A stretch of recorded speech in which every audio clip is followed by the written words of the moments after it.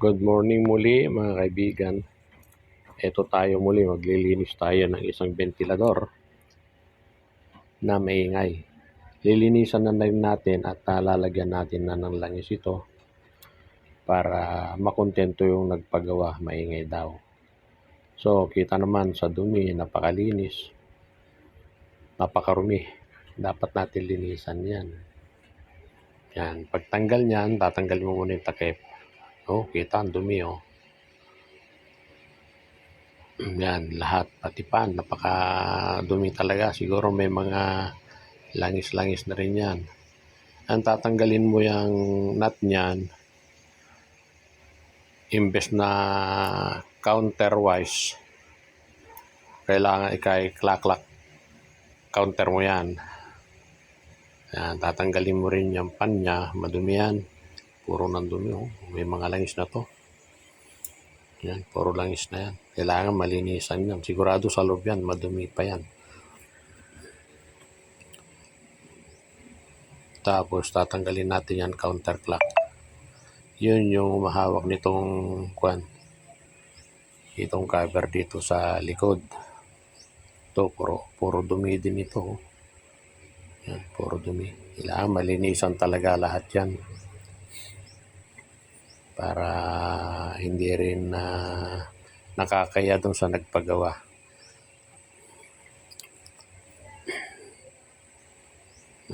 Tatanggalin din natin itong takip sa harapan at saka takip sa likod para malagyan natin ng langis. Panoorin mo kung paano ko lalagyan ng langis ito. Kasi kung di mo lalagyan ng langis yan, maingay pa rin.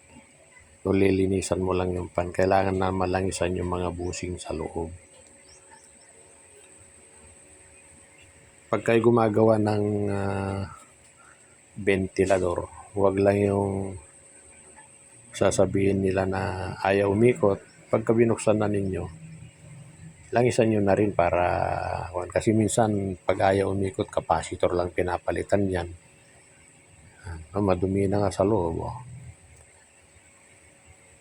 Kaya yung ginagawa ng ibang manggagawa. So ito, pag-aralan nyo rin ito, habang pinanunod mo ito, aaralin mo rin kung paano ayusin yung maingay na ventilador. Madumi na, kailangan na ng linis yung langis, yung bushing. Yan, may dalawang tornilyo dito Phillips screw ito, dalawa lang yan. Para humahawak dito rin sa kinakapitan ng ating back cover. At saka doon sa cover ng pan na panlikod. Yun, madumi oh. Tignan mo mabuti ito. Ito ang gagamitin natin na panglangis. Yan. Kita nung langis na pwede, pero mas maganda yung mga automatic transmission o kaya yung langis para sa sewing machine para medyo malambot siya pumasok. Yan, pagpasdan mo mabuti kung paano ko lalangisan sa loob. Dilipat lang natin tong camera.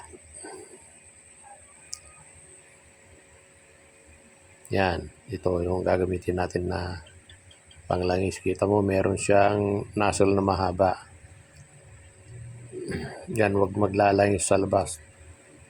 Dito ka sa loob maglalagay ng langis. May makikita kang butas na mapagpapasokan mo dun sa nipple na maliit.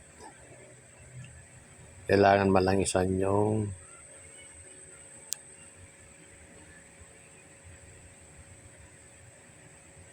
bushing dito sa loob.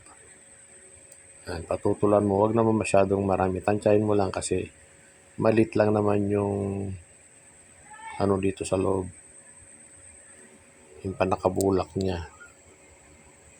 Huwag ka maglalangis dito sa labas dahil hindi papasok dun sa loob. Sayang lang yung langis mo, magkakalat lang yan. Yan ka maglangis sa butas na yun. Tapos dito sa likod, may bushing din yan. Yun yung karugtong nung rotator natin sa loob. Lalangisan din yan, may butas din doon. Sisilipin mo kung saan ka makakaano na maglalangis para may pasok mo yung langis doon sa loob. Bawat gagawin natin, kailangan natin gawing pulido para hindi naman nakakahiya doon sa magpapagawa sa atin. Yan. Kompleto na natin ng langisan.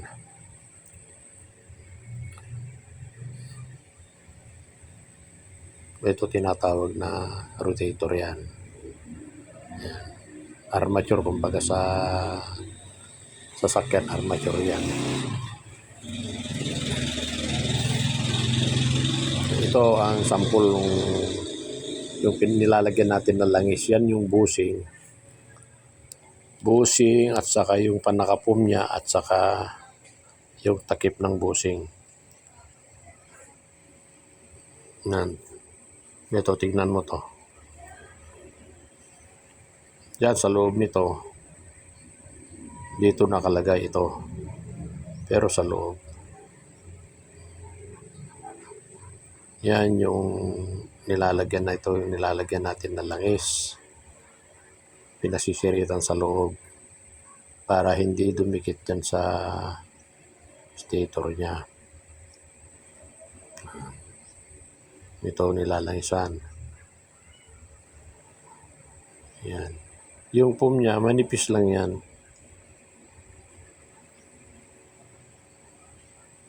Ito yung sample. Yan, tapos na. Ilagay na natin yung ano. Yung mga takip.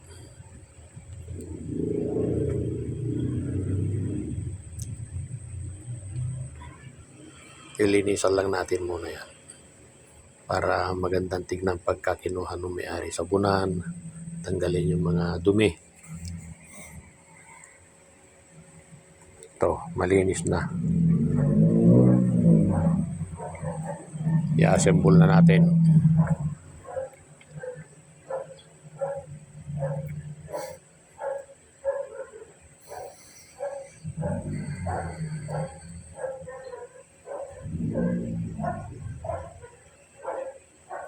Ito, dumi oh. Punasan muna natin to. Nasan ko muna. Madumi, kinain na ng mga alikabok. Pinasukan ng mga alikabok. Wala.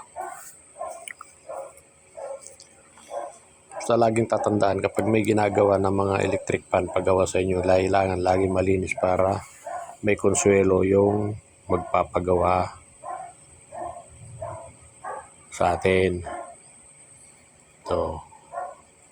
At saka kung ilan yung tornilyo na inalis, kailangan ibalik din lahat yung tornilyo. Yung iba kasi pagka nawala isang tornilyo, let's say 3, 2 na lang inilalagay.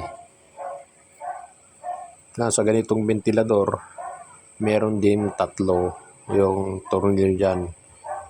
Merong palang 4, yung puti. Puti yung takip na yan, yung nilalagay ko. Puti yan, 4 ang tornilyo yan. Pero dahil dito itim, standard to 2 lang yan.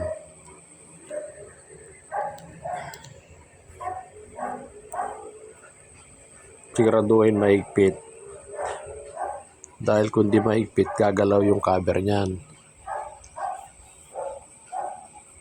Yung screen ng pan. Pag gumagalaw yun hanggang sa bandang huli, malalaglag. Tatama sa pan, sa LC, mababasag ang LC. Yan. Sunod dyan, lagyan natin yung nasa likod.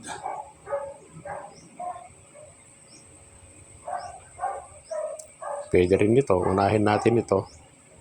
Pero siguraduhin lang na yung mga 3 nakauslin na ito ay tatapat sa mga butas.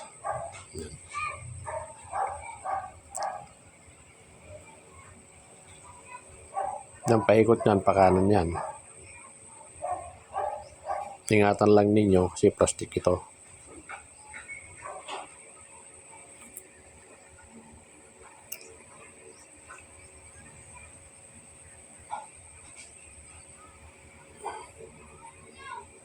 Ayan.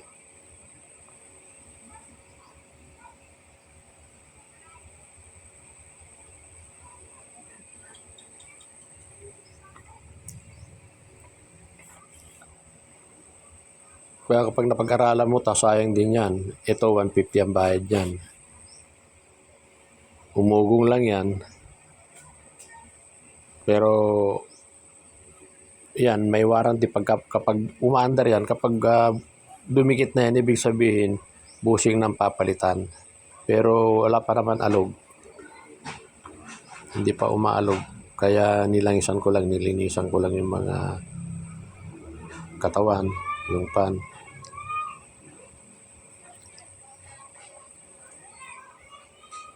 Huwag din masyadong higpitan ito kasi plastic na sa loob yan. Plastic umpit ng gearbox, hindi katulad yung iba na gearbox na matibay-tibay.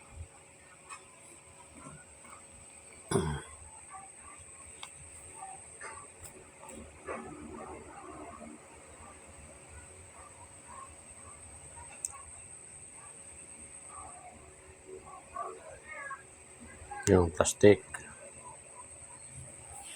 Ito yung plastic. Medyo mahirap din silipin kasi madilim. Pag ilalayo ko dito sa camera, hindi nyo makikita. Ayan. May lagay na rin.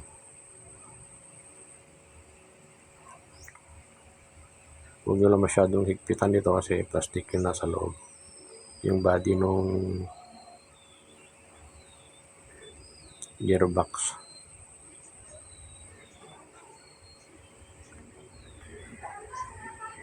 Dito sa pan, may makikita kayo na panakalak niya. At may kita din itong pan. Itatapat nyo lang yan. Mararamdaman nyo naman pagka nakatapat. Kapag hindi nakatapat, hindi nyo mailalagay itong nut niya. Makikita nyo naman yung loosen at saka pasen. Yan, counter yan.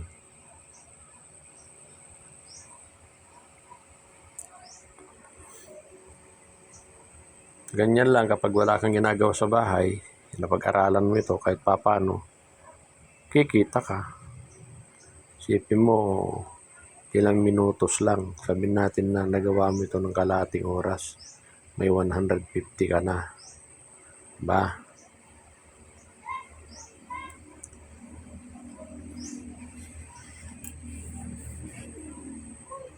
Konting sabon, konting linis, konting tsaga-tsaga, lalong-lalo kapag senior ka na, wala ka nang ginagawa sa bahay, ito ang dapat mong pag-aralan para kahit nakaupo ka lang, nakakagawa ka. Kaya testingin natin ngayon. Pag senior na kasi, hindi na masyadong tinatanggap sa mga trabaho, saka pag nakapagpatapos ka na rin ng tapos na rin mga obligasyon mo sa mga anak mo, yan, okay na. Lahat yan, good.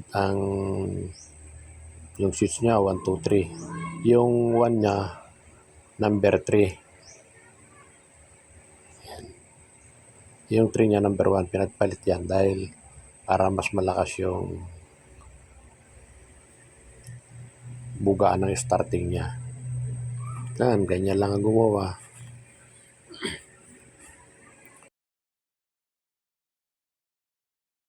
Maraming salamat kapatid sa umagang ito na naglaan ka naman ng oras mo para panoorin ang aking munting video. Sana may natutunan ka at mag-subscribe ka naman. Thank you sa iyo.